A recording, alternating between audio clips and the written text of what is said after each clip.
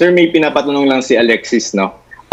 Elaboration daw po dun sa suspension ng classes until December. What does the palace think about this? Rekomendasyon po yan ng UP. Wala pa pong desisyon ng presidente. Bagamat alam naman po natin na halos lahat po ng eskwelahan ngayon na hindi na natapos ng semestre. Pero ang datos po ng UP, yung mga kabataan, sila po yung talagang nakikihalubilo, lalong-lalo na dun sa mga specially vulnerable groups gaya ng mga senior citizen. So malaki po ang maitutulong sa pagbagal ng kalat ng sakit kung isususpinde ang mga klase hanggang college level. Although Okay, sir. Thank you for your time, meron sir. ding isang eksperto na nagsabi kagabi na alalahanin po niyo na kapag sinuspenyo ang klase, wala ring mga medical students na magagraduate. Sa panahon na kailangan din natin ng mga medical graduates at saka yung mga nursing graduates at yung mga medical allied professionals. So, tingnan po natin, baka magkaroon din ng ibang desisyon pagdating dito sa mga kinakailangan nating mga health workers. Sir. Thank you, sir, for your time. Thank you po. Si Roque. Okay, Secretary, from Chris Jose ng Remate, napaulat po na may mga peking ID na may pirma po ni Pangulong Duterte ang nagkalat sa ngayon at ibinebenta daw po ito ng 1,000 to 3,000 para daw makalusot sa mga quarantine checkpoint. Sinasabing di umano galing daw po sa Presidential Task Force on Moral Recovery ang nasabing peking ID.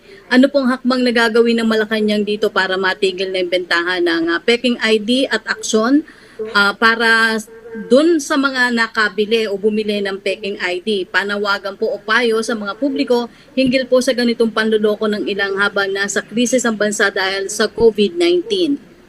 Inaatasan po ng Pangulo ang PNP at ang NBI na imbestigahan itong mga anomalyang ito. Ito po'y krimen. Ito po'y falsification of public document at ito po'y estafa dahil sila po'y nagbebenta. So habulin po yung mga kriminal na yan at ikulong. From Belia Carriazo ng Bandera, pwede pong malaman ang individual position ng mga dating DOH secretaries na umattend sa meeting with the President. Ano po ang mas lamang sa recommendation ng mga dumalong experts? Hindi naman po sila nagkakaiba, bagamat ang pinakamahabang recommendation ay si Dr. Galvez, no?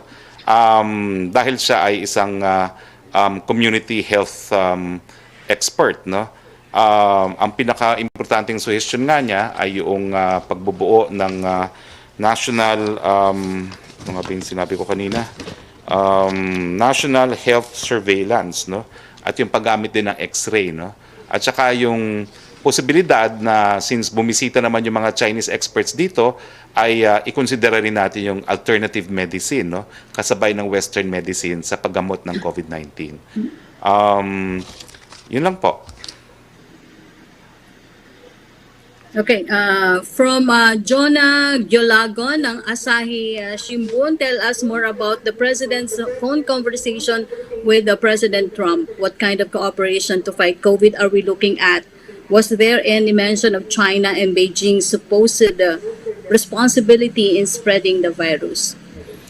Well, gaya ng sinabi ko po kahapon, no, alam niyo po yung mga pag-uusap ng diplomasya, yan po ay exception to freedom of information. No? Dahil ang presidente naman, kinakailangan gumawa ng tamang desisyon maski hindi po ito popular na desisyon. No? So in fact, ang ginawa po natin ngayon ay hindi po natin inarticulate in detail ang posisyon ng mga kabinete ng ating presidente sa kanilang mga rekomendasyon dahil that's covered by executive privilege, pero yung mga dalubhasa naman po hindi. No? Kaya po pwede naman pong i-discuss pati yung posisyon ng UP. So hayaan na po natin na ang presidente ay magdesisyon sa mga bagay-bagay na pinag-usapan nila ni President Trump. I am not privy to it po. And the request of the President is only to say that the conversation had to do with bilateral cooperation pagdating po sa COVID-19. Let's respect that. Okay, ang second question niya, yung recent statement daw po ay seem to indicate that authorities are in favor of an extension of the quarantine in the capital but relaxation elsewhere. What is keeping us from making that final decision? How long do we need the numbers to be before we are satisfied that quarantine measures have been effective? Let me clarify that the consensus is amongst experts. Covered pa rin po na executive privilege kung ano talaga ang recommendation. In fact, wala pa pong recommendation ang Department of Health, wala pang recommendation. Ang NEDA at if I'm not mistaken, wala pa pong final recommendation ang Interagency Task Force. So wala pa pong rekomendasyon ang mga taong gobyerno. Ang rekomendasyon po ay nanggaling sa mga dalubhasa.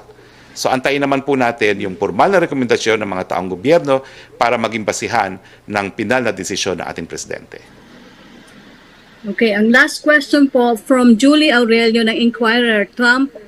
President Trump offers assistance sa Philippines in phone call. What form of assistance daw po ito? Again, I'm not privy. It's covered by executive privilege. At ang sabi lang po ng presidente, it was about bilateral cooperation in the fight against COVID-19.